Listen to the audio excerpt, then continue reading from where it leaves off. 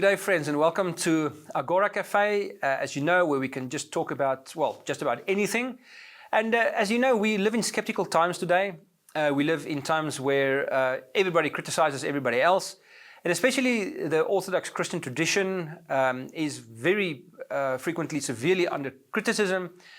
And a lot of stories about Jesus go around saying, you know, that the Gospels were purely mythical in nature, or they aren't historically reliable. So everything that we as Christians think or believe relies on whether the Bible, especially the New Testament in this case, is really reliable and trustworthy. And so today I just met a new friend, and actually he's not that new. I've read a lot of his books already, a lot of his commentaries. Professor Craig Keener, welcome. It's great to have you on the show today. Well, the show sounds really dramatic, but it's great having you here, Craig. Great to be with you. And the reason I asked Craig to be with us today is in the Jesus research, we sort of have three scholarly streams. We have the left-wing liberal people that write directly to the public. Their books are not necessarily peer-reviewed.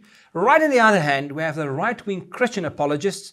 And although they are Christians and our brothers and sisters in Christ, their presuppositions are not that clear either. But I'm really very excited about the middle field guys. And these are the mainstream academic scholars, people that not just talk about scholarly work, they actually do peer-reviewed scholarly work. That means that whatever they write are being reviewed by other academics as well. Some of these mainstream historical Jesus scholars believe, and some of them don't believe. But Craig is a mainstream New Testament scholar. So Craig, for that very reason, it's great to have you with us today. And thanks for trying to help us understand the historicity of the New Testament. And so before we get into that, just tell us a little bit about yourself, just in 2 minutes, your life story. I also heard somewhere that you weren't always a Christian.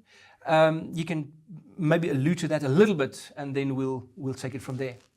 Sure. I wasn't raised in a Christian home. I was an atheist until I became a Christian. When some people shared Christ with me, I argued with them for 45 minutes. And actually, they didn't give me very good answers. It would have been nice if they'd given me good answers. It would have saved me a lot of trouble afterwards. But sure. I had an encounter with the Lord after I finished talking with him, after I first heard the message that was so palpable that there was no way I could deny it. And I'd studied different religions and different philosophies, but this was different. And so then, you know, I wasn't a church person, so I joined a church, but I had to catch up with the little kids in Sunday school. I didn't know enough about the Bible, so I started cramming, and I found out if you read 40 chapters of the Bible a day, you can get through the Bible once a month, or through the New Testament once a week. And then, but it gave me a craving also, because I began to realize, wow, there are things that the original authors took for granted that their audiences knew that I didn't know. And so I had to start learning the Greek and Jewish and Roman backgrounds and so forth. And so I did my PhD at Duke University in New Testament and Christian origins. I've written like 35 books now.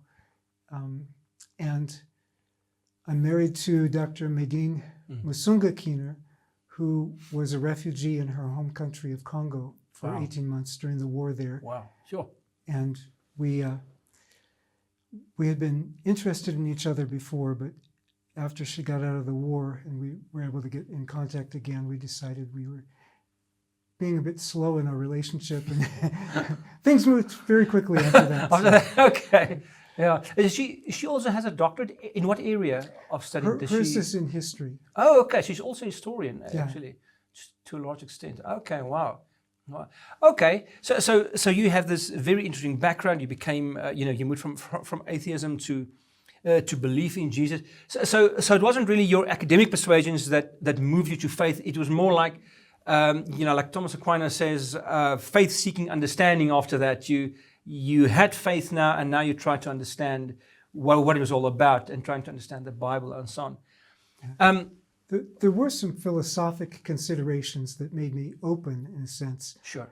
in that, like, I had been a thoroughgoing naturalistic materialist, like nothing but matter on the one hand, but in my adolescent brain, somehow, I was reading Plato at 13 and started thinking, That's crazy. You know, his position is really idealism. It's not really compatible with materialism, but he was asking questions about the immortality of the soul that got me thinking and made me realize, you know,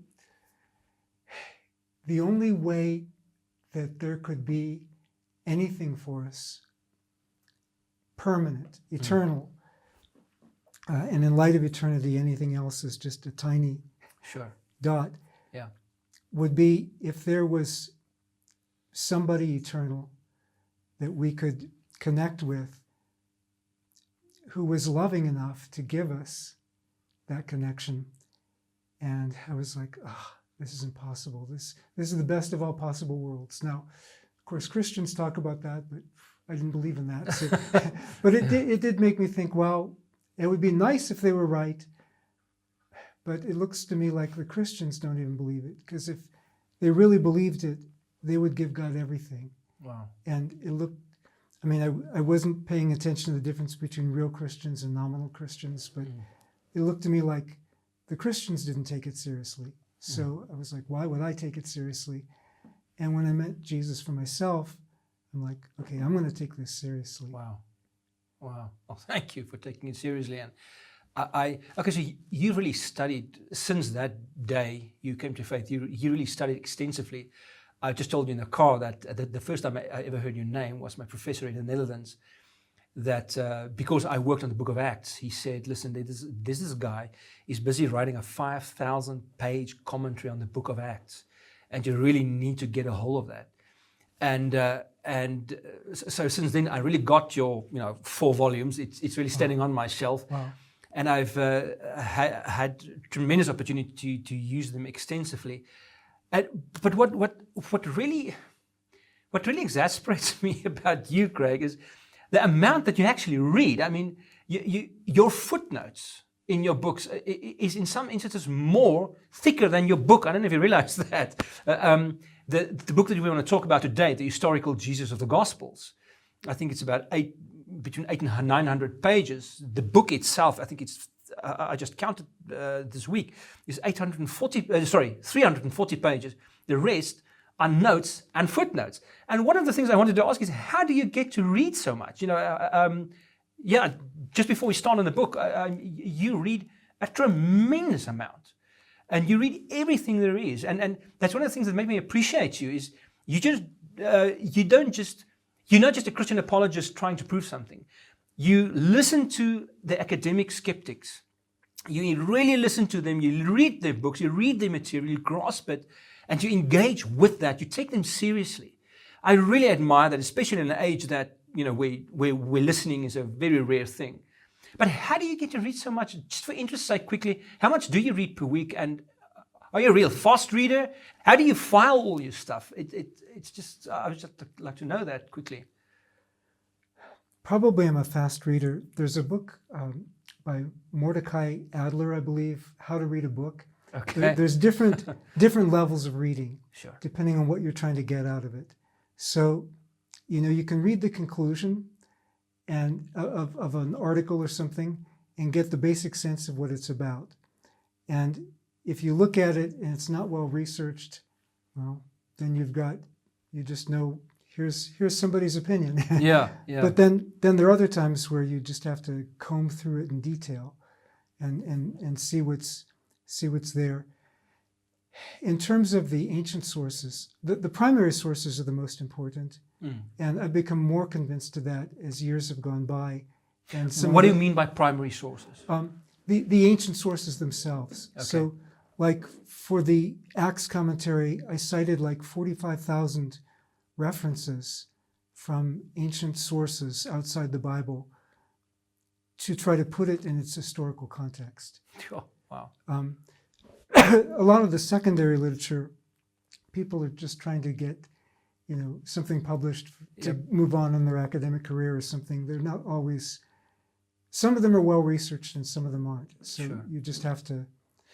That's probably a very important comment to make. That's why I ask you about the primary sources, but because a lot of so-called scholarly books and even historians, they would write something like, let's take a very popular example, that the early Christians destroyed the library in Alexandria.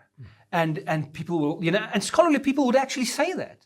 And when you look at the primary sources, you see that we have no evidence for that. The closest we get to it apparently is that the citizens of Alexandria stormed the temple of Serapis, which was next to a library, but that's all we know. We know nothing more than that. And there's absolutely no evidence for that. But, people walk around telling these things because so-called reputable scholars, voice these things, but it's that they haven't gone back to the primary sources. Right. So that's what you mean, right? Yes, exactly. Okay. So, but if you know the primary sources, you can also tell which scholars are conversant with the primary sources. Yeah. So, that's gold. Like if I get something by David Alney, I know he is a professor emeritus at Notre Dame, or something by Abraham O'Herby. I may not be saying his name right. Wayne Meeks at Yale. Those scholars, they know the Greek sources really well. Something by E.P. Sanders. Well, I studied with E.P. Sanders. I know he knew the Jewish sources really well. So you get to know, there's certain secondary scholars whom you can trust actually to guide you as well. Okay. So you've written this book, The Historical Jesus of the Gospels. And when I read it, that's the 800-pager, right? And when I read it, I just thought, wow, this is probably the most thorough historical, and logically structured as well, historical survey of how to think about history in terms of the New Testament.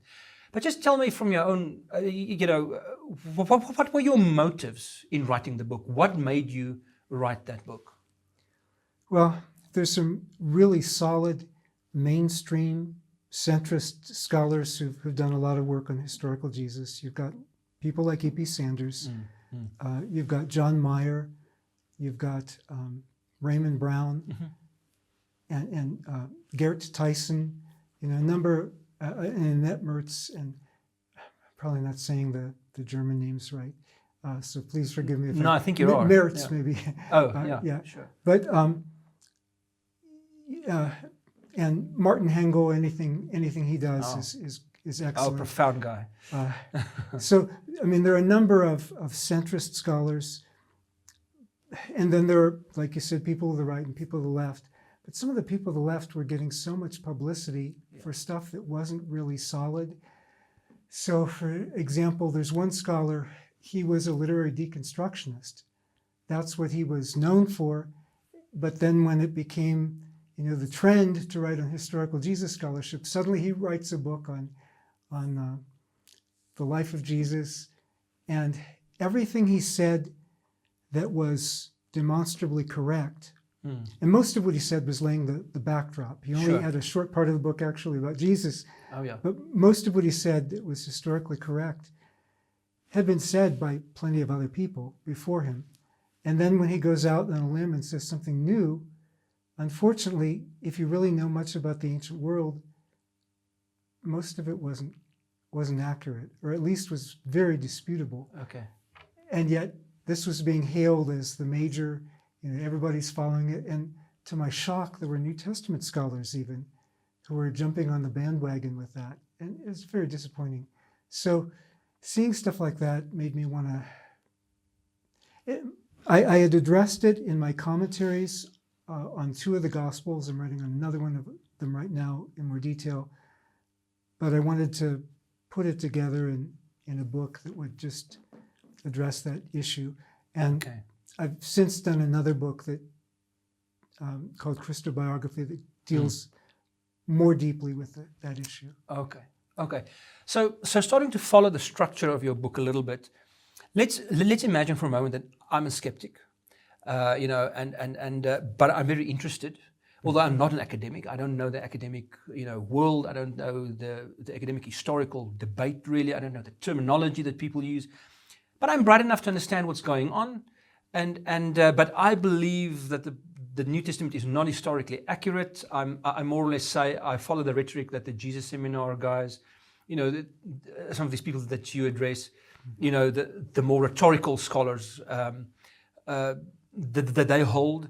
How would you take me then, step by step, to understand history? Say you've got enough time on your hands, and I've got enough time on my hands, and you would take me step by step to understand, as you did in the book. Where would you start with me? What journey would you take me on? Let's take that journey for a time and see where we end up. Sure. I think where I would start would be to say, okay, well, you already know something about these documents. Let's look at what kinds of documents they were. So before you can engage a work intelligently, you need to establish what the genre of the work is, or the literary type of the work is.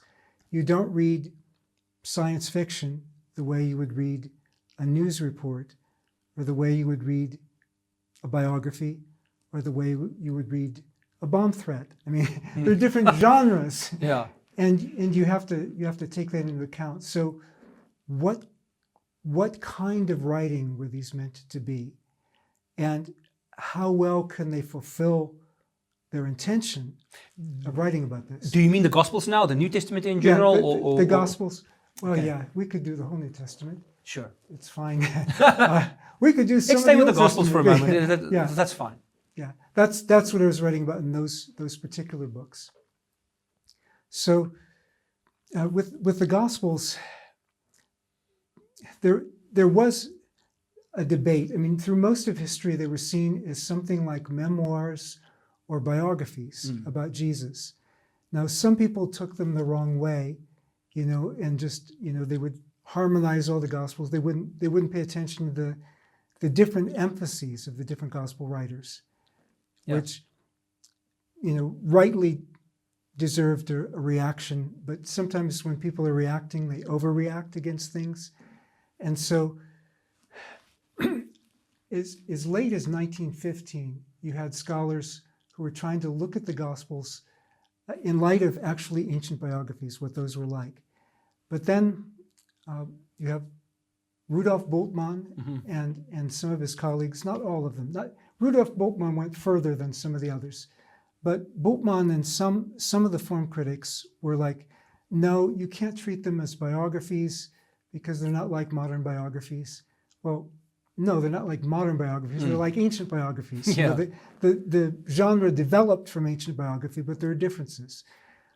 But they said, no, they're not like biographies because they're a collection of stories. Well, I agree that they're a collection of stories. So were most ancient biographies. I mean, that's how you get the material for them. But what were ancient biographies meant to do, and how accurate could they be?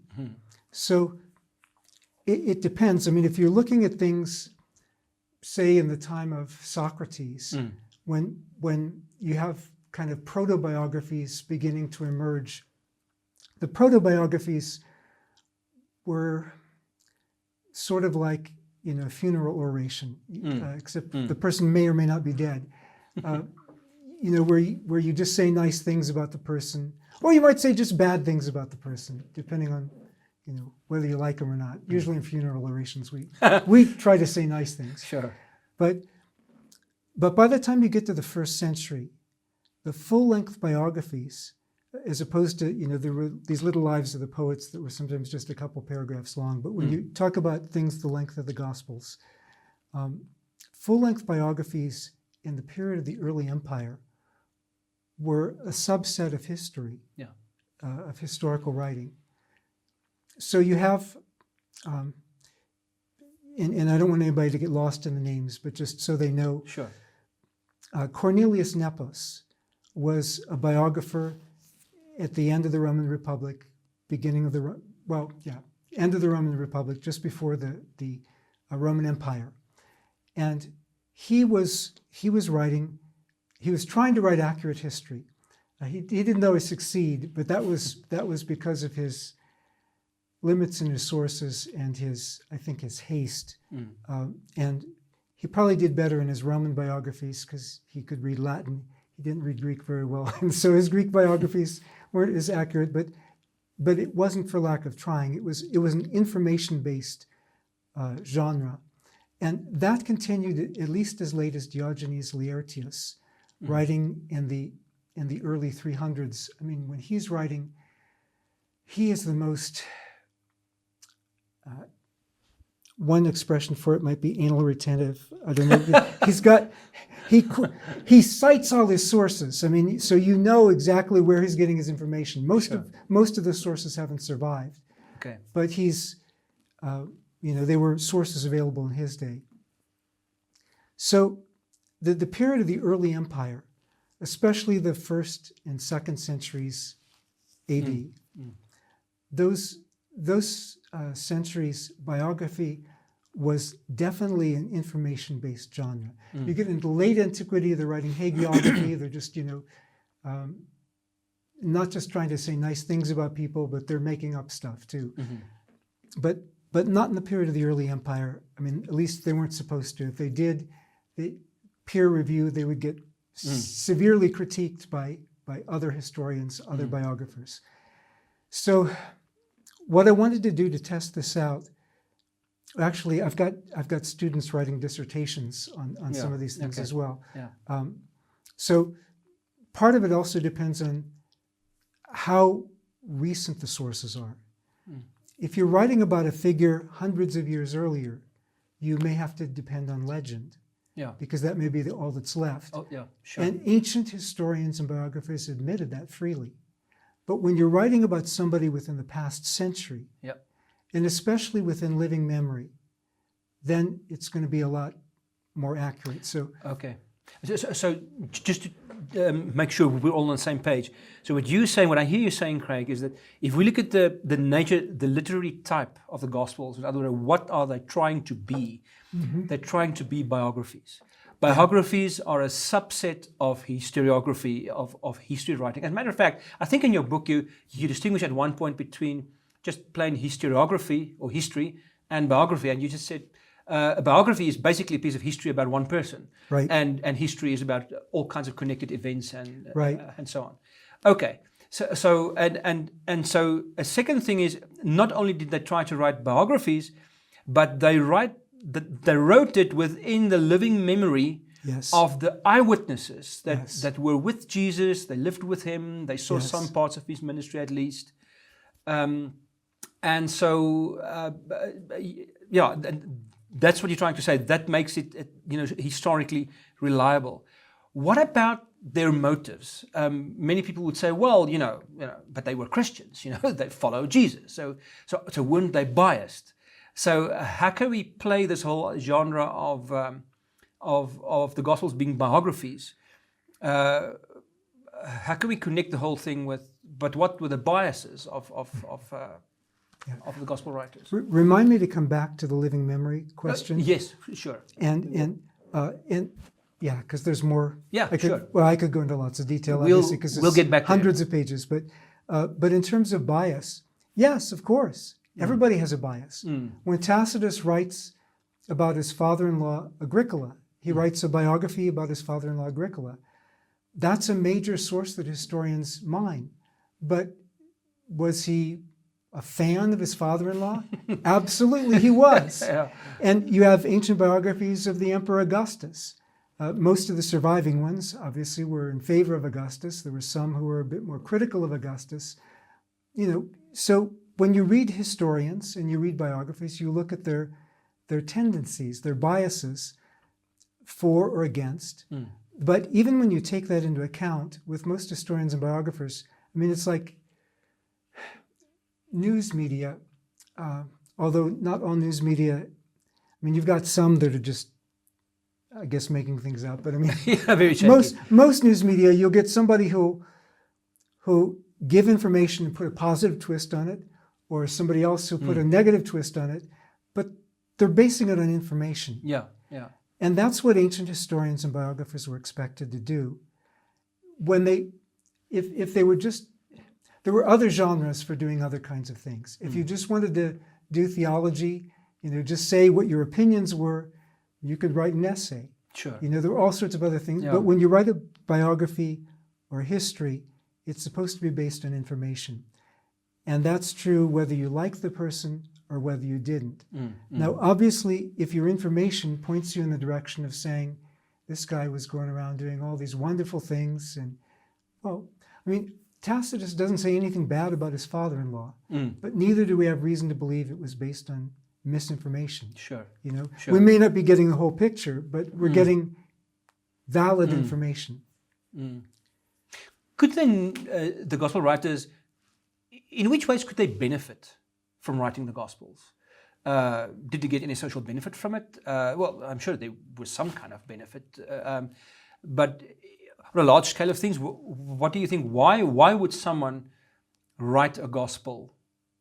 Yeah, what would it benefit them? Well, one benefit of promoting Jesus in their context was you could get martyred. Yeah, exactly. Lose your job, lose your life. Yeah.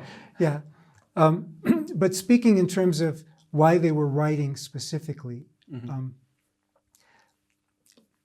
within oral historiography, we speak of living memory as the period normally 60 to 80 years.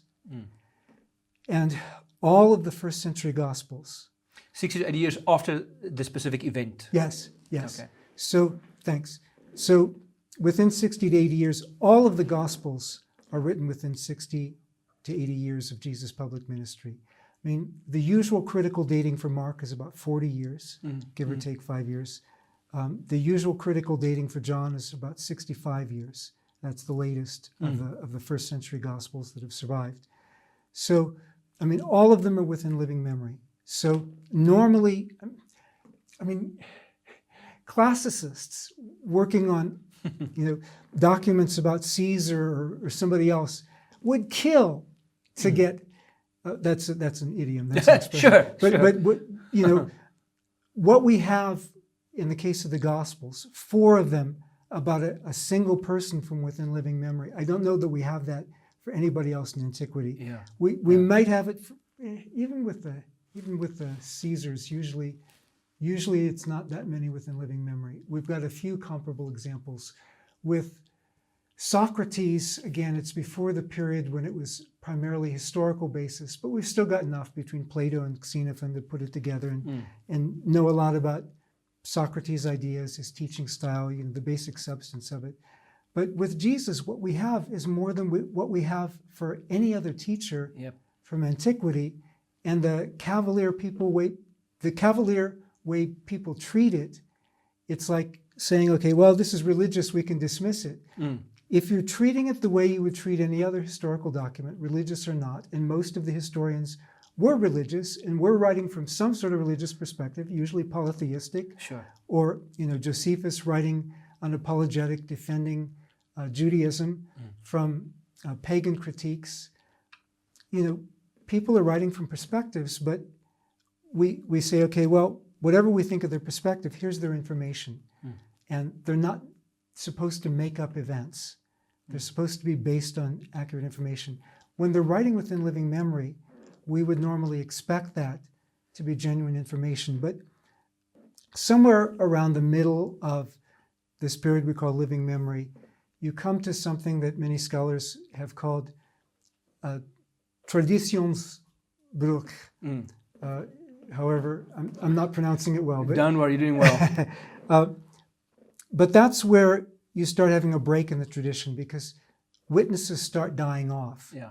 And so somewhere around 40 years after the event, you have people usually start writing things down because they want to preserve the memory. Sure. And that's not to say people didn't write before it and people didn't write after it, but it's to say by this time you expect people to be writing things down. So about the time Mark is writing, and actually in the 2nd century, we have a bishop who says that he heard this from somebody in the 1st century who actually was alive during the ministry of Jesus and knew Jesus. And this person said that the Gospel of Mark was kind of the memoirs of Peter. It was based on what Peter taught. So not everybody agrees with that. But the best evidence that we have, the only evidence that we have, is that it's reflections of Peter on Jesus' ministry. Well, that would make sense somewhere around the year, somewhere around 40 years after Jesus' public ministry. Yeah. Peter has recently died, and we need his memory. Oh yeah. And it makes sense that other gospels then would want to make use of that, because Peter was like the top guy among the witnesses, even though they may have other eyewitness sources as well. I remember that the theologian and historian George Eldon Ladd used to say that that we need at least 4 generations before legend and non-historic kind of things start to creep in and seep into an event or expressions of an event. And when you take a generation as about 40 years, that gives you about 160 years. And in the case of the Gospels, and Paul is even earlier, of course. I mean, he started writing in 48, 49 AD, which is about 18, 20 years after Jesus' ministry. And then we have Mark, of course, the first Gospel, about, would you agree, about around 70 AD? Yeah, I date it before 70.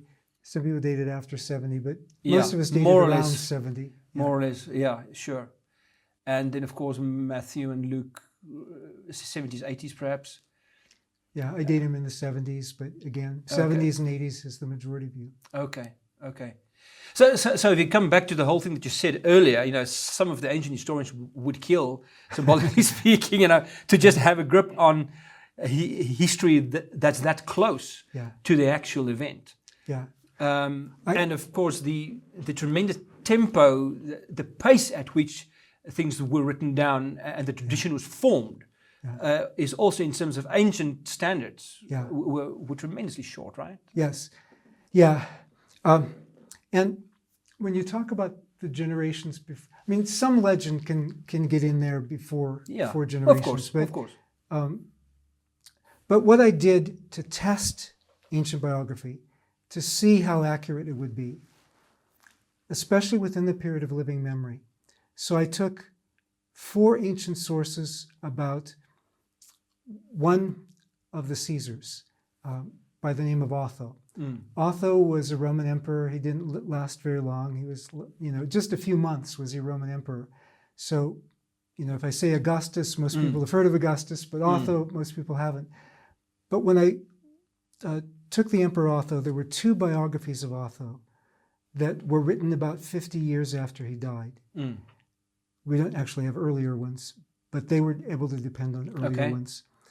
And we also have a Roman historian who covers the material, the period when Otho was the emperor.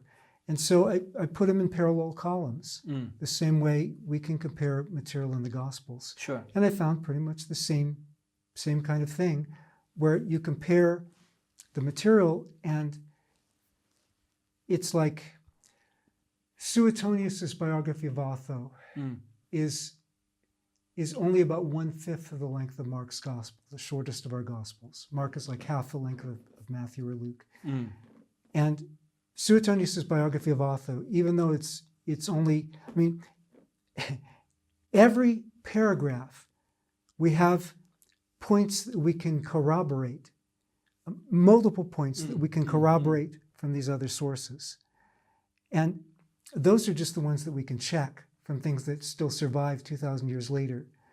What that means is it's an information-based genre. Yeah. They're not just making things up off the top of their head. They may have their own spin on it, but they're not making things up. They're not making up stories. Yeah. Sometimes they may fill in details of conversations and things like that. But they're not making up stories. And works that were meant to be biographies of teachers, they would have collections of sayings that they could depend on. Again, when you're working within living memory, you're working within a period that's really close. We have good reason to believe that we can reconstruct.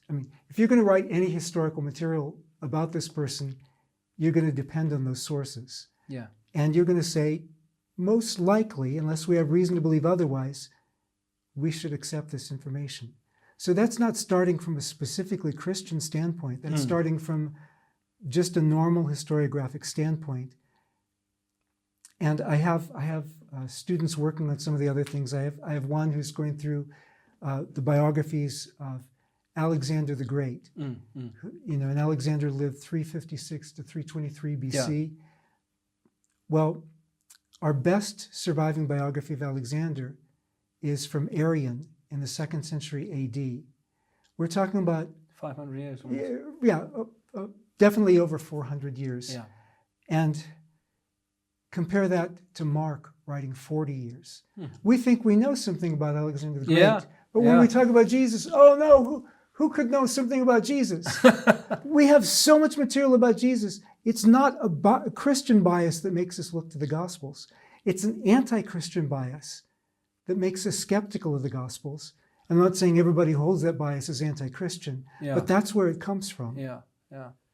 Okay, so before we get to those alternative points of view about Jesus, let's just finish, more or less the genres of the New Testament. So we have the Gospels, they're mostly biography. Well, they're biographies. And that's the consensus. Richard Burridge pretty well established that with his Cambridge monograph. And Dirk Frickenschmidt in Germany actually wrote, he finished his somewhat later, but he didn't just do some sample biographies. He went through pretty much everything that was out there and is currently working, I hope he doesn't mind me letting people know this, but he's currently working on making a more up-to-date version of his dissertation now. Wow.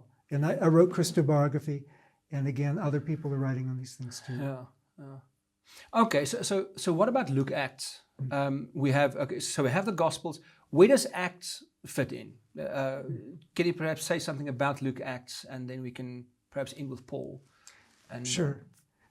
We have overlaps among genres, and especially since biography in the early empire overlapped so much with history. I mean, many people see it as a subtype of the larger genre of history. And not only is it a subtype of the larger genre of history, but historians writing in the early empire especially wrote their histories biographically, focused on major figures. Sure. So a great deal of overlap. So when we look at Luke Acts, the majority of scholars see the Gospel of Luke as ancient biography. The majority of scholars see the book of Acts as ancient historiography. They're 2 volumes of one work. How can that fit together for them being different genres? But because there's so much overlap, I mean, they have more in common, biography and history, than not.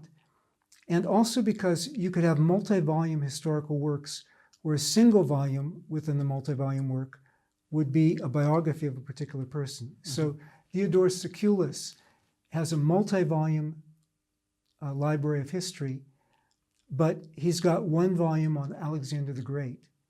And by itself, it's a biography, but it's also part of a multi-volume history.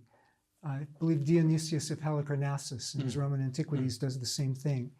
So you can take Luke Acts together as a 2-volume historical monograph. If you take Luke by itself, it's a biographic component within that. So you can take it as a biography. Yeah, okay, sure. So is there something more to say about, so the Gospel and Acts, we have biography or historiography. So we have history, more or less. Do we have good history? And from the contents of these 5 books, why would you say it's history that has been well represented? Yeah. Now, again, not speaking from a Christian standpoint specifically, although I am a Christian, but speaking from the standpoint of historiography generally, historians made mistakes. But making a mistake doesn't mean that the person isn't writing history. There's a difference between writing history and writing fiction. And also, historians have their perspectives. So there are some people, some postmodernists especially, define anything that's written from a perspective as fictionalizing. Well, if you're going to define it that broadly, sure, you've got fictionalizing in historiography. Yeah.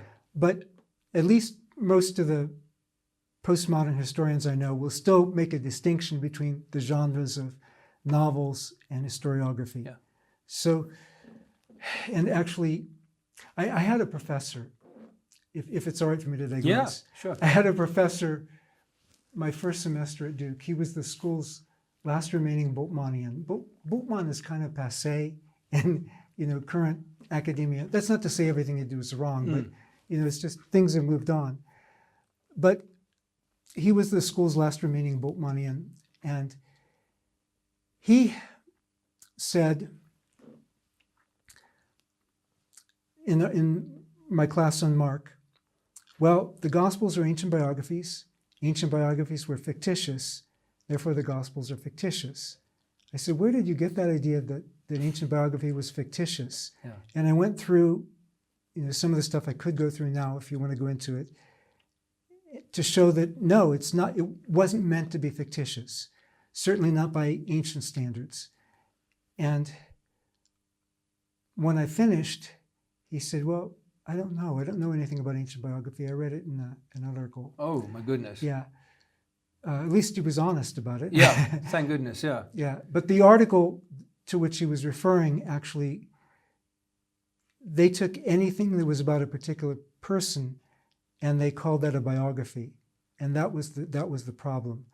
There's a difference between ancient biography and ancient novels. Ancient novels were usually romances, which is a feature notoriously lacking in the Gospels and Acts. Yeah. They usually were about entirely fictitious characters. Occasionally you have historical novels about historical characters, but they weren't researched. They weren't based on information except, the stuff that would be off the top of their heads. So it wasn't like a good historical novelist today. Also, most of them come from the heyday of novels, late 2nd, early 3rd century, which is when we have what we call the apocryphal Gospels. Sometimes people speak of lost Gospels. They weren't lost, they were thrown out. There's nothing wrong with a novel, but it's not the same genre as a biography. They don't depend on Judean and Galilean 1st century customs that we find all over the place in the Gospels, including the Gospel of John, which is the one that people debate about the most. The archaeology about the Pool of Siloam, the Pool of Bethesda, things that John, writing in the 90s, shouldn't have known about 20 years after Jerusalem's destruction unless he'd been there. Or got his information from somebody who'd been there. Yeah. And in the same way with Luke Acts, Acts throughout it, you can show point after point where it fits historical information. For example, when Paul is tried before the Roman governor in Corinth at that time was named Gallio, the brother of Seneca the philosopher. And Gallio actually didn't fill out his whole term. He got sick and had to go back to Rome or somewhere. So he was there for maybe a year at the most. And we know from an inscription what year he was there. It fits the time that Paul was in Corinth. We know from Josephus roughly when Festus was the governor of Judea, when earlier Felix was governor of Judea. Felix had married 3 different princesses at different times, but he was married to Drusilla at a certain time. When Acts says that Paul was before Felix and Drusilla, it was the right time historically. Same with him meeting with Agrippa II and Bernice. It was at the time that Bernice had a marriage breakup with her husband in Pontus or somewhere in Asia Minor and had moved back to stay with her brother Agrippa. The time that he's before Festus is the right time. Acts gets this information correct. These are not the kind of things that novelists cared about. Novelists certainly did not care about researching the interior of Asia Minor. I mean, Ephesus, maybe they would get that right because Ephesus was a big city. Maybe the novelist grew up in Ephesus. Yeah. But I mean, things like these small towns in the interior of Asia Minor, like well, not Perga, but going on to past Kamama to Pisidian Antioch and Iconium and so on, and things that Luke doesn't even tell us. I mean, why would Paul and Barnabas have gone directly from meeting with the proconsul of Cyprus to that area in the interior of Asia Minor when there were other places? I mean, why not even stay on the coast of Asia Minor? We know from ancient inscriptions that Sergius Paulus, the governor of Cyprus, had relatives staying in that region where Paul goes and visits in Acts chapters 13 and 14. Luke doesn't spell out that connection. Yeah. But it makes sense that Sergius Paulus is there. Yeah. There's all sorts of stuff like that. Even in Acts 17, which I know you've done considerable work on.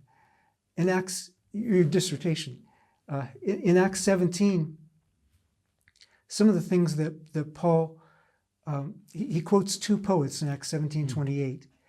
And one of them was from Cilicia, where Paul was from.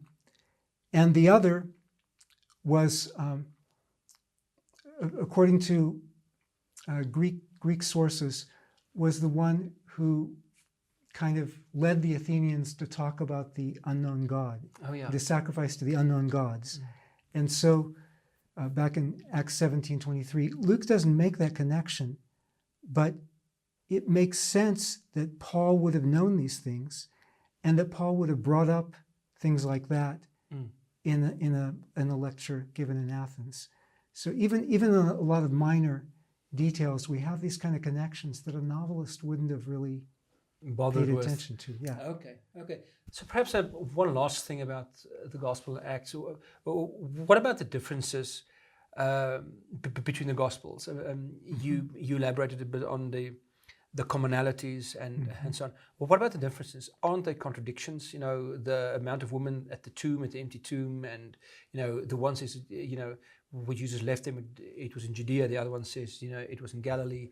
What about those differences then? Doesn't that show that it's not really, that it's not really historically reliable? I mean, you gave us a lot to think about now. Just according to what you've said so far, Craig, it's fairly obvious that they were a great historical backdrop and foundation for the Gospels and the Acts. But what then of these differences, and aren't there contradictions necessarily? Sure. There are different kinds of differences. So we can speak of differences, and we need to look at all of them. So one kind of difference is where the wording is different from one gospel to another. Yeah. And sometimes people don't want to admit that happens, but it's all over the place. It's true. And there are a number of reasons for that, but we should take into account, first of all, according to the genre of ancient biography, that was never an issue. In fact, you were supposed to put things in your own words. The Gospels are actually more alike than especially the Synoptic Gospels, Matthew, Mark, and Luke, are more alike than they're supposed to be by ancient elite standards. Because ancient elite standards, like Josephus, when he's retelling the story from the Old Testament, he'll paraphrase everything. And we have things in the Gospels that aren't paraphrased as much. They're closer to each other. Paraphrase was a standard rhetorical exercise. It was expected. The more elite your audience was, the more you were expected to make sure you put it in your own words, and actually kind of improved the grammar and the language of it. So the Gospels actually are not as elite in that sense, because sometimes they keep the same wording. But secondly, the way memory works is normally by gist. When people, the Bible doesn't use the word verbatim, but even when people spoke about verbatim in oral historiography, and they would go and they'd listen to somebody perform an oral ballad in the Balkans or something, and they'd say, yeah, we get this verbatim, the same words every time. Well, then 20 years later, they come back with a tape recorder. Mm. And it's not verbatim by our standards today, now that we have tape recorders. But in an oral culture, it was close enough that they would consider it verbatim. You can do verbatim memory, but verbatim memory lasts like a split second unless you rehearse it and practice it. Yeah. So people did that with aphorisms, with proverbs. And the Jesus Seminar usually accepts the proverbs, the aphorisms of Jesus, because, that's the kind of stuff that can be preserved in verbatim memory. And ancient people would practice those over and over again. But they also would learn to paraphrase them too. So you don't expect it to be exact. But you don't always have to tell a story the same way. Yeah, of course. Like Goldilocks and the Three Bears. Do you use that in South Africa? Yeah, we do. Yeah, so, you're really changing the story if they come back and they eat Goldilocks. But otherwise, your child is not going to say, wait, you used a different word for this last time. Yeah. People, you can tell it in more than one way with different words. But the basic facts stay the same. Right. Yeah. The gist memory. Yeah. And that's what was considered important up until we had tape recorders and could give verbatims of speeches. That's all people tried to do, was give gist, unless they had the written version of the speech. I wish we had time to go. Even then they paraphrased it. Sure. I wish we had time to go into the whole idea of oral transmission. And I know you've written also extensively on that. James Dunn has also done a great deal of work on Jesus Remember, right? And how did oral traditions work in those days. But we as modernists, we look back to those and we think, oral, just transmitting it, that couldn't have been accurate. And we have this game we play in our country, I don't know if it's in yours as well, called telefoontjie. It means we have it. Little telephone. And you send a big circle and the one person says something to the other person and they go around. And when it comes to this person, it's not at all, what the first person said. And they would say, see, we couldn't even get it right here. So how would you have oral translations or transmissions? How would you get that right? Can you just say something about this in 2 or 3 minutes about the history or the trustworthiness of oral traditions in the ancient times? Sure. Well, first of all, when you've got the telephone game, every person that you connect it to represents a separate generation, a separate chance to make a mistake in passing it on. With the Gospels, Jesus was speaking to crowds. Jesus was speaking to disciples, to a community of people. And so from them passing it on, we do not have multiple generations. We have just the time from Jesus to when it's passed on. So the people who heard it directly and passed that information on. It was the normal historiographic process back then to go get things from, we have the expression, the horse's mouth. I don't know if you've heard it. Yeah, sure. So to go get it from the eyewitnesses, or at least from those who heard the eyewitnesses. And that's what living memory is about. Now, in oral historiography, which is actually often used in terms of trying to learn African traditions, and I know it's been used with recalling memories from apartheid. It was used in my country for the slavery era. Before the last slaves died off, they went around and people would take notes on their memories of what slavery was like. So we have from within living memory, we have notes from that. In terms of something distinctive about ancient Mediterranean memory, people today often think people can't remember anything. I have one friend. He's very famous in the U.S. for saying, the Gospels are written too late for people to have remembered anything. When, in fact, by ancient standards, they're like among the best sources we have. My wife has her PhD in history, and she's from Congo, and she says, we couldn't use history by those standards. I mean, you have to be able to interview living witnesses or those who knew the witnesses to do the best kind of historiography. I think my friend is judging people's memory based on his students' midterm and final performance, you know, rather than on their test performance, rather than on what we know about the passing on of stories from people's lives, where in the context of Mediterranean antiquity, memory skills were very important. So you have even people who were completely unlearned academically. There were these bards who could go around and they could repeat all of Homer, the Iliad and the Odyssey, by heart. And intellectuals looked down on them because they said they're not thinking critically enough. All they're doing is memorizing. Is remembering, yeah. Wow. And today, of course, you have people who can recite the entire Quran from memory in Arabic, who don't even know Arabic. Now, the Quran isn't as long as the whole Bible, but it's pretty long. It's long enough. It's long enough. And it is in poetry, so that makes it easier. Poetry is easier to memorize than prose. But Josephus tells us that it was regular practice for Jewish boys growing up to be taught to recite the Torah. And the practice of the later rabbis shows us that that was expected. And people say, you can't depend on later information. It was the practice, it was the pedagogical practice of everybody in Mediterranean antiquity. If you had any education at all, you were supposed to, you know, elementary education was pretty much about memorizing. More advanced level, you would learn to put it in your own words and construct speeches and so on. But at the elementary level, you'd memorize the sayings of famous teachers. And you could memorize stories and passages. This is attested everywhere in our ancient sources about education. So what about people who didn't have education? It was still part of the culture where people were expected to do this. People learned orally as well.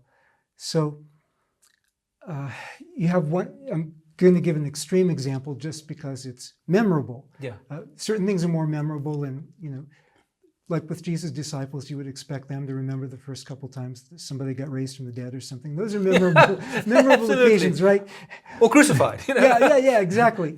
So certain things stick out, and those are the ones that would most be remembered. But Seneca the Elder, I mentioned Seneca the philosopher earlier, this was his dad. Seneca the Elder says, you know, when I was young, I had a really good memory. I could meet 2,000 people and then repeat back their names in the exact sequence in which I'd met them. He said, when I was young, my memory was so good that you could give me 200 verses and then I could repeat them back in reverse sequence. And that's like the people today who memorize telephone books to show off. It's, you know, but he says, now I'm old, my memory isn't so good, but I know that many of you are interested in the famous orators of the day. Well, I went to school with them. So let me give you their practice speeches from oratory school.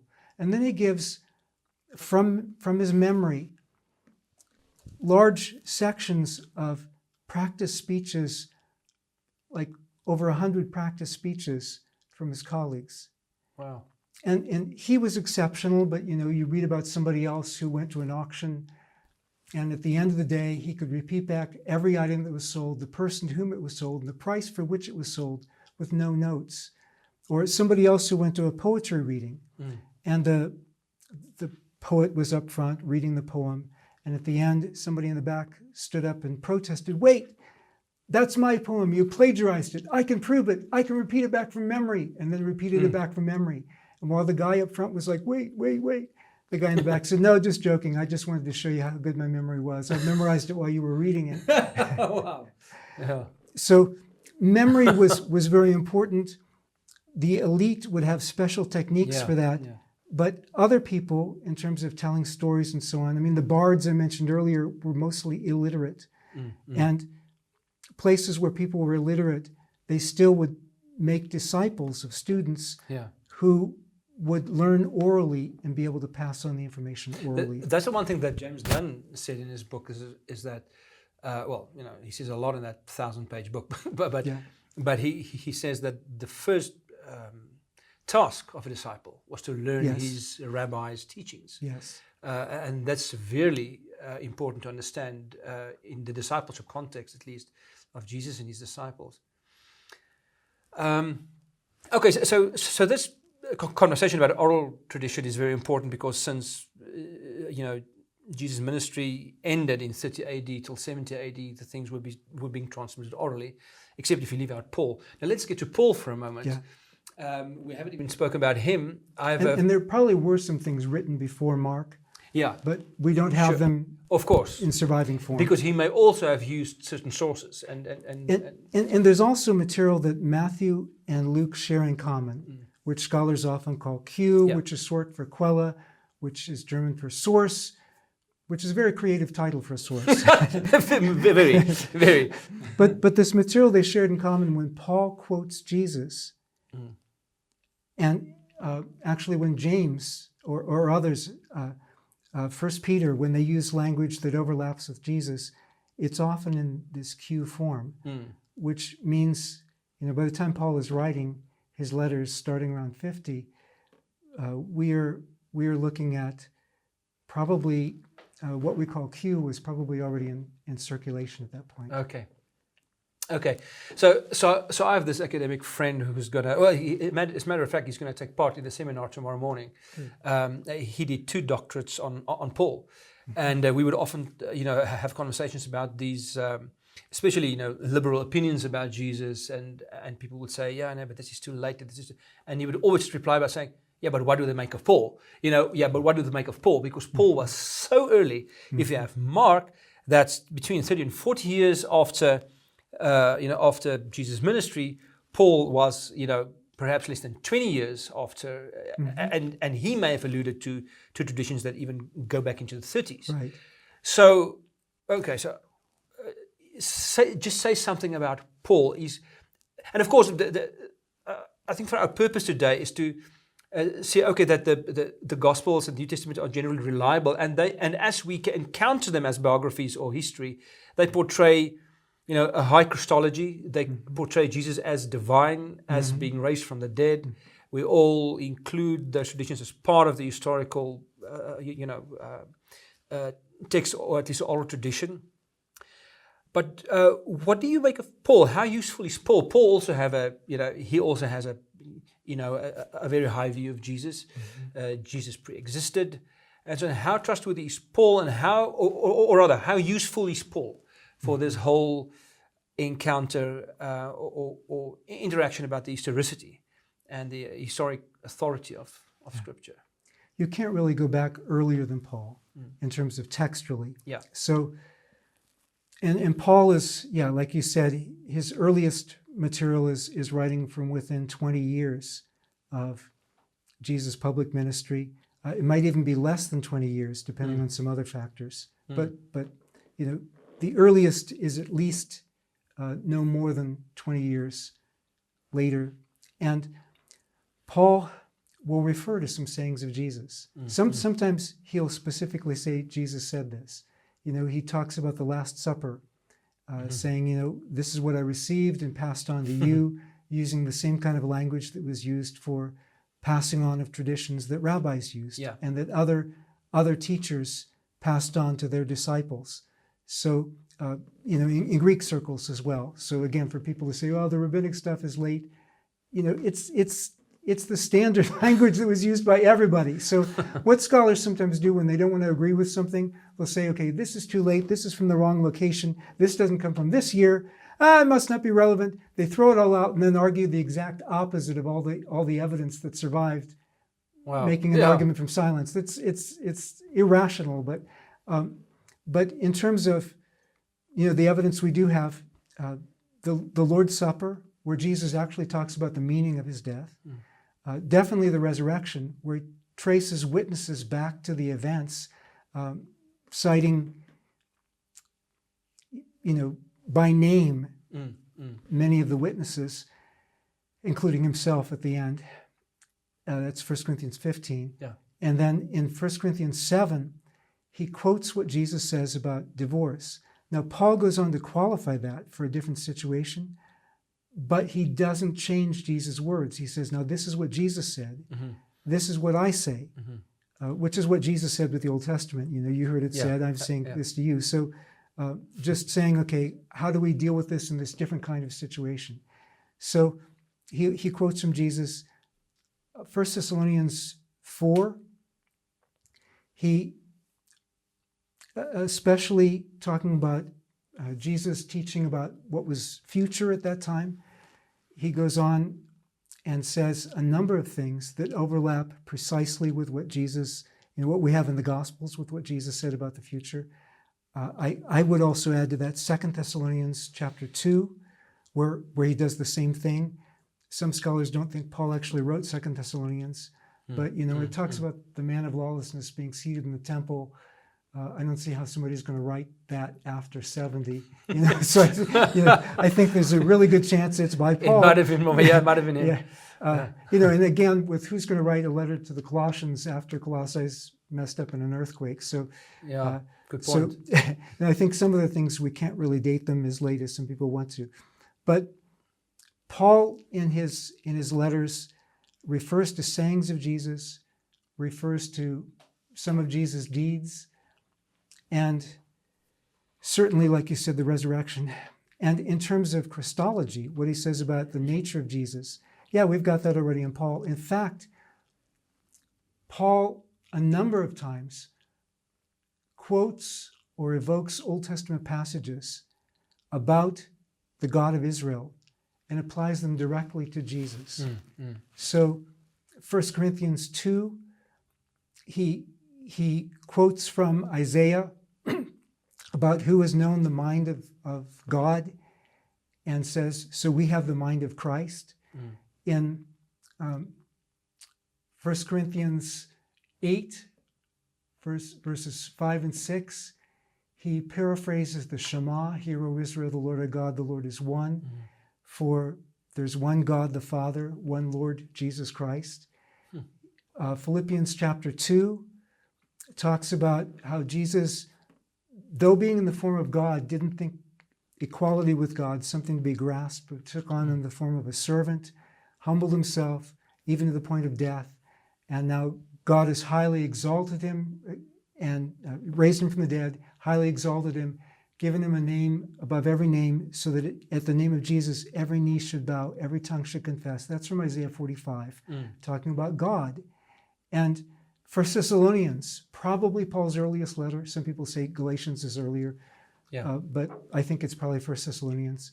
But in 1 Thessalonians chapter,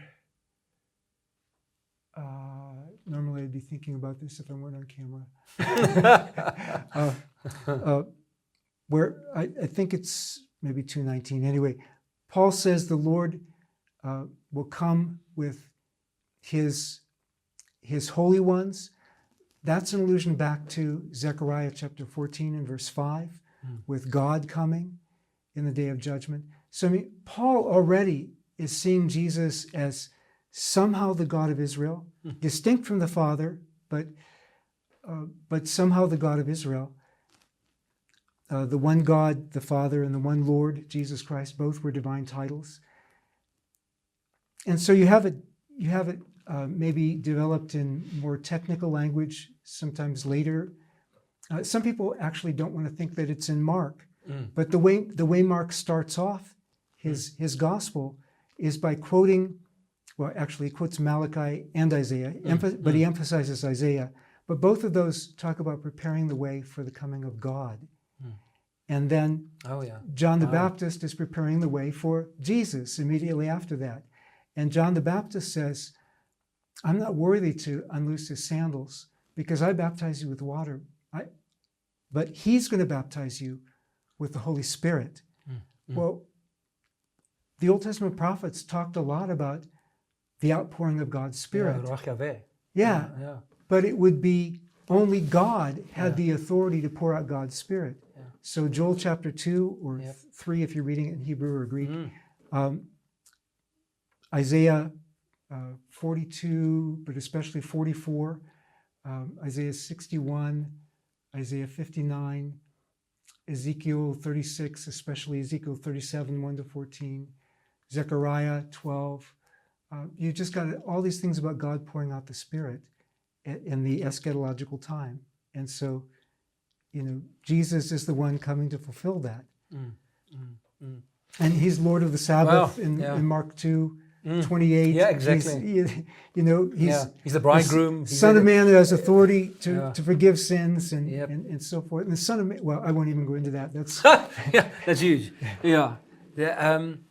So one thing that I've noticed from some of the Jesus Seminar proponents, and of course, just for our audience, the Jesus Seminar is a self-selected group of probably mainstream scholars, but then a very, very small minority that poses liberal views on Jesus. That the real historical Jesus is not the Jesus of the Gospels. Yeah, they're far to the left of mainstream. Yeah. Okay, so some of them would say, like for instance, even though Paul was a Jew, Paul couldn't have said that because as a Jew he would have never recognized, as a monotheistic Jew, he would never have recognized, as a second person, as co-divine, I mean, in one sense, you already answered that by just saying, listen, this is the data that we have. Right. What do you make of them? Is there something you want to add to that? I mean, we have the evidence of what Paul actually says. So that needs to be taken into account. But we also have considerable evidence from early Judaism that things were not quite as clear in early Judaism as sometimes people want to make it. Like they had to have this rigid a monotheism. You get to Maimonides, and he's interpreting Echad, one, with a greater rigidity like Yachid. Okay. I mean, Echad can be used for a husband and wife becoming Echad Basar, one flesh. It doesn't mean they're the same person. Oh, yeah. And so in terms of the oneness of God, I mean, you look at some of the other sources where you've got this figure that's almost like God. So in the Similitudes of Enoch, now that may not be early enough. There's some debate. Probably, well, I think it's probably from the 1st century. Some people dated earlier than that. So that's 1st Enoch 37 to 71. The rest of 1st Enoch is like 2nd century BC. But you have a son of man there who sometimes appears kind of divine. And you have mixtures like that. But you also have, in ancient Judaism, the personification, or at least it may be a literary personification, but sometimes it shades into more of wisdom or God's word. Some scholars have looked to what's called the Memra in the Targumim. I'm not sure that's as relevant. The Targumim, I think, are later, but again, those are matters of debate. But in terms of wisdom being personified as God's agent in creation, you have that as early as Proverbs 8. You definitely have it in Wisdom of Solomon, Wisdom of Solomon 7, where wisdom is the perfect image of God. You have in Baruch the overlap between God's wisdom, God's word, God's law. All the raw material you need for John's prologue. Yeah, sure. The The word becoming flesh is right there already. So I don't think you have somebody coming out and saying, okay, there's going to be this Messiah who's going to be coming, and he's going to be God in the flesh. I think that the early Christians, early Jesus followers didn't get that from their environment. They got that from their experience of Jesus. But you do have ways that they could frame that, like Paul reframing the Shema in 1 Corinthians 8, or Paul drawing on wisdom language in 1 Corinthians 8 and elsewhere. Why then are there so many disparate views of Jesus in the academic world? I mean, I think it was John Dominic Crossan that actually says this vast array of pictures of Jesus is actually academically embarrassing. So where do these people come from?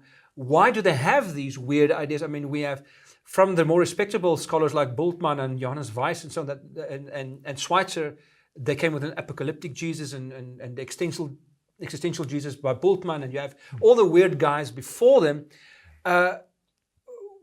If it's so crystal clear, then who Jesus really was in the Gospels, where do all these other ideas of Jesus that it was a mythological figure or that was conjured up somehow in the gospel, where do they come from? Remind me to come back to the differences. I never did finish on, there's different kinds of differences. Okay. Because that's a factor in this as well, looking at different kinds of differences. But for the most part, these major differences are dealing with what kind of presuppositions you choose to import into the reading of the Gospels. I mean, reading the Gospels themselves doesn't tell you that Jesus was an existentialist. Reading the Gospels themselves doesn't tell you that Jesus was a mythical character like, Heracles or something like that. Yeah.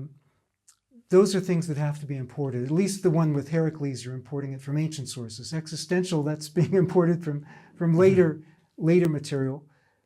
But Crossan was right. It is an embarrassment. And Crossan's own reconstruction just adds to that embarrassment because earlier I mentioned a scholar who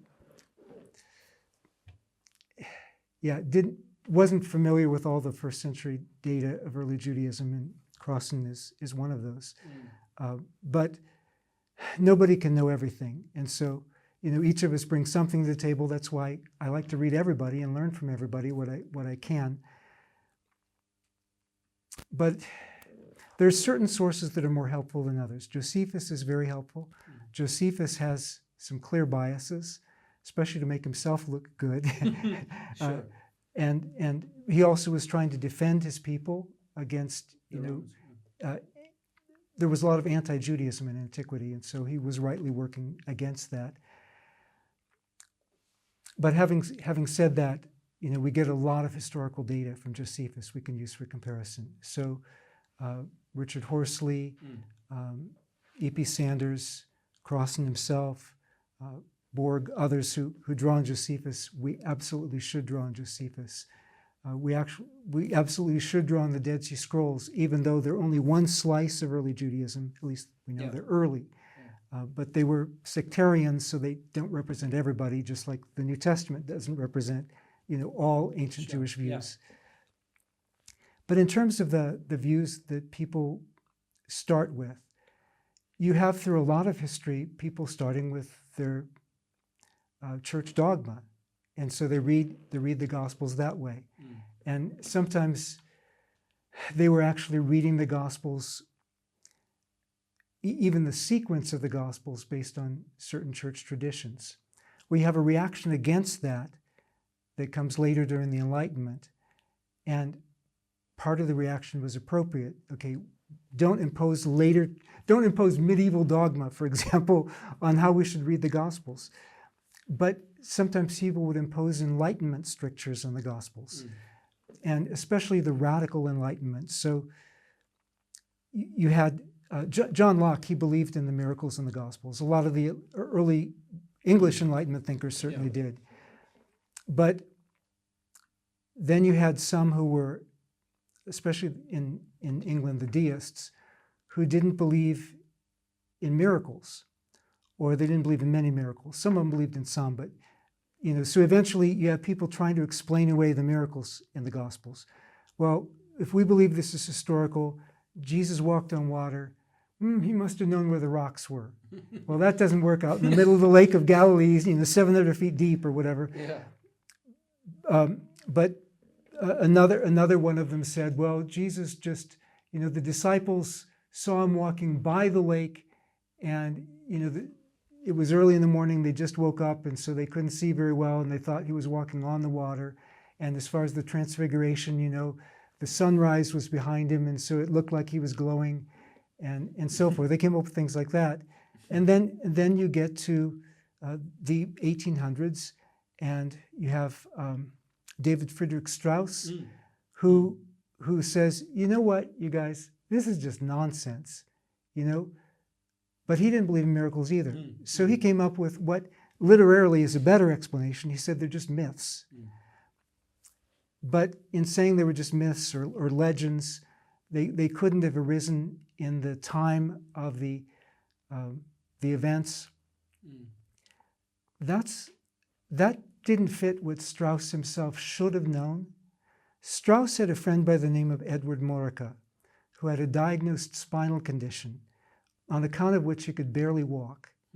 But Morica spent some time with Johann Christoph Blumhardt, who was a German Lutheran pastor in the Black Forest region of Germany, who was known for healings and exorcisms, and Morica got healed. And Strauss was like, oh, how do we explain this?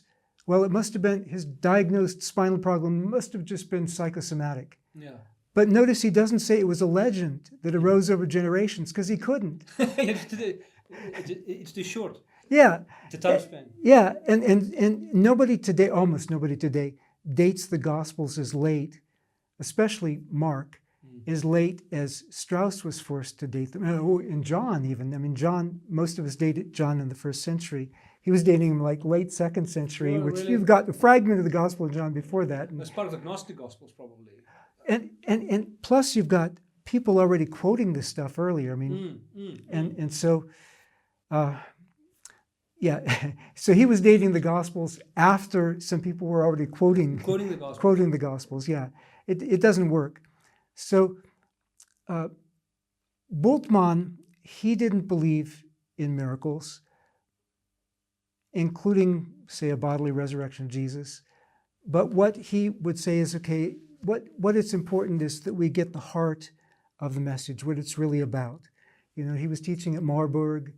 The leading philosopher there was Heidegger. And so, yes, what the Gospels boil down to, the heart of the message is Heideggerian existentialism. You know, so you have people who are trying to be relevant to their audience, to their time, but I'd rather it be Bultmann saying existentialism than some of his peers who were not writing. It's some of the time Bultmann was writing because they were under house arrest or whatever, because they had been supporters of the Nazi regime, and they were saying to their time, Jesus wasn't Jewish, he was Aryan. Oh, and they went all around the evidence. Yeah. But I mean, the evidence is Jesus was Jewish. The first background we should look for Jesus is Jewish. Yeah.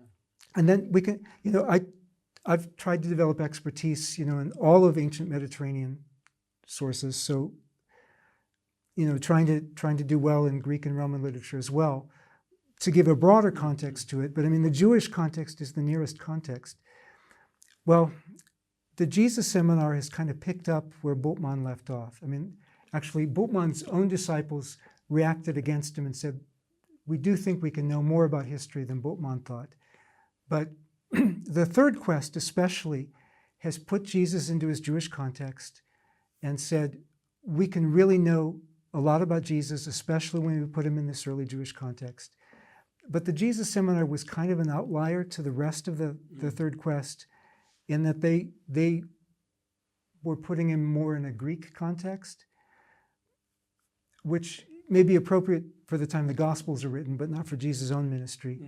And then like you have a couple members of the Jesus Seminar who were speaking of Jesus as like a cynic philosopher. Yeah. Now you can make some analogies in terms of thinking how Greeks would have heard these stories, but you've got closer analogies with Jewish prophets. So one scholar, Burton Mack, for example, he said Jesus didn't really talk about a future kingdom. When he spoke of the kingdom, and you've got some people who don't even think Jesus spoke about the kingdom, even though it's pervasive in every stratum of the Gospels. So if we know anything about Jesus, he preached about the kingdom of God. Sure. But he said, okay, no, Jesus talked about the kingdom the way cynics would. Cynic philosophers said that they had the right to reign as a king because they were so smart and they could rule things rightly. Well, how is that closer than Jewish teaching about the reign of the one true God? He says, no, all that Jewish teaching is later. Oh, well, what about the Dead Sea Scrolls? Or what about the Greek translation of the Old Testament? Yeah. Or what about the Old Testament itself? I mean, the Psalms. Well, what about Daniel, who talks about the future coming of God's kingdom and a son of man who's going to bring in that kingdom that's going to overthrow the world's empires. And I mean, we could go on and on about this, but talking about the one true God of Israel, as opposed to talking about a philosopher reigning as a king. And if you're going to talk about a philosopher reigning as a king, why focus on the cynics? Because Platonists and Stoics and everybody else, well, because he had read about cynics. So that's what he talks about. But it shows the limits of the kind of research he was working with. Yeah. You said a very important thing. It really depends on what kind of presuppositions you import into the conversation and into reading the Gospels. Now, as a let's make it a little more personal. What are some good presuppositions to read the New Testament with then? Yeah. And even as a scholar, trying to be objective, first of all, but then later on,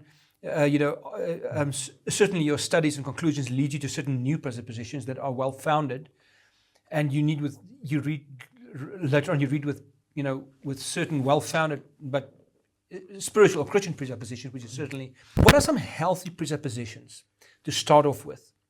If you look at the New Testament, and to handle the documents fairly as what they're trying to be themselves.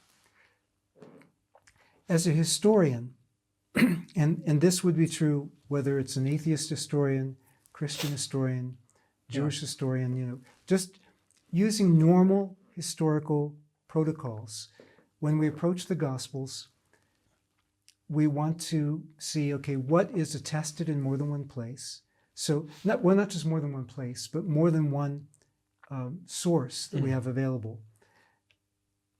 And actually, one of my students did a dissertation on this, because some people today say, no, you don't need to take into account whether it's in multiple sources, but he actually showed this is normal historical practice, not just among New Testament scholars. So look for that. Part of the thing also is whether you're trying to reconstruct, here's the core, the minimum that everybody should be able to agree on that Jesus did and said, and not everybody, but everybody, like 95%, let's say. And then what's the maximum that all of us believe is possible or plausible? Actually, we should say plausible, because possible, anything's possible. Yeah, of course. So that a reasonable case could be made for it. And some scholars are arguing for one, some are arguing for another, and they're just often not clear about which they're arguing for. So historically, you can go at it for arguing for the minimum or arguing for the maximum. Normally, what we do historically is say, here's what we can be fairly certain about, here's what's probable, here's what we can be less certain about. And I think that's a reasonable way that historians can approach the text. Now, as a Christian, and I do read as a Christian, and so there are things where I and non-Christian colleagues are not going to see eye to eye, but we can be honest about that and say, okay, I as a Christian can approach this and think this could be a miracle, and somebody else can approach this and say we have to have some other way to explain it. But, we can all agree, I think, that here's evidence, and we may weigh the evidence differently depending on our presuppositions.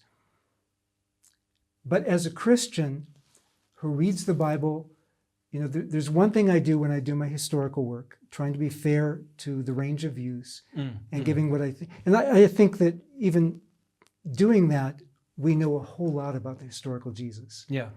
But when I read the Gospels as a Christian, I'm not just reading them to say, what can I know historically? I'm also reading them, here's where I might agree with Bultmann on existential. I'm reading them to hear their message. And I want to, as a Christian, trust their message in such a way that I embrace their message and live accordingly. Okay, so having Christian faith as a presupposition, for example, is not necessarily bad for history. It's not necessarily a bad way to look at the New Testament. But everybody needs to be honest about their presuppositions. Exactly. Acknowledge your own Atheists- presuppositions. Atheists cannot say, I don't have presuppositions, only you have presuppositions. Everybody has Sure. presuppositions. Yeah. I was an atheist before my conversion. I know atheists have presuppositions. Sure.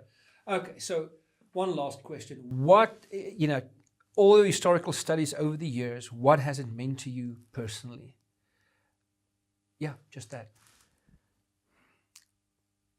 It's given me a faith that is solid, so that it's not just a subjective or wishful thing, which wouldn't have satisfied me certainly from an atheist background, but it's given me a faith that is solid, that I really have full confidence that the Jesus that I know in prayer is the Jesus who taught in Galilee, who was crucified on a Roman cross, who was raised from the dead and left an empty tomb behind, and now reigns as Lord of the universe. I mean, the reigning as Lord of the universe, that's not a historical issue, but Sure. that he left an empty tomb behind, that's a historical issue, and we could give evidence for that. It's one of the implications. Yeah. Sure. Craig, I want to thank you from the bottom of my heart for not just your, all the knowledge that you brought to the table, but your sincerity, your sincere faith, and your thoughtful ministry. I've been following that for quite a while, and I've always experienced your faith as making you tremendously honest in your academic work. You always concede the opposition if you feel it needs to be conceded. Thank you for that. It's still teaching me a whole lot in my own endeavors in theology and as a pastor here in this church and so forth. Thank you so much for you and Medine that visited us, and may God continue to bless all this work that you're doing. And I think there are such a lot of people that benefit from your study and also your faithfulness. So thank you very much for that. And I hope you come and visit sometime again soon for us here in South Africa. Thank you so much. It's been great to be with you. Well, friends, wow, this was really a whole mouthful and really a lot to consume and to consider. And why don't you let us know in the chat beneath what you think and what you thought of what Craig said and what you thought of this conversation. We would love to know. See you until next time.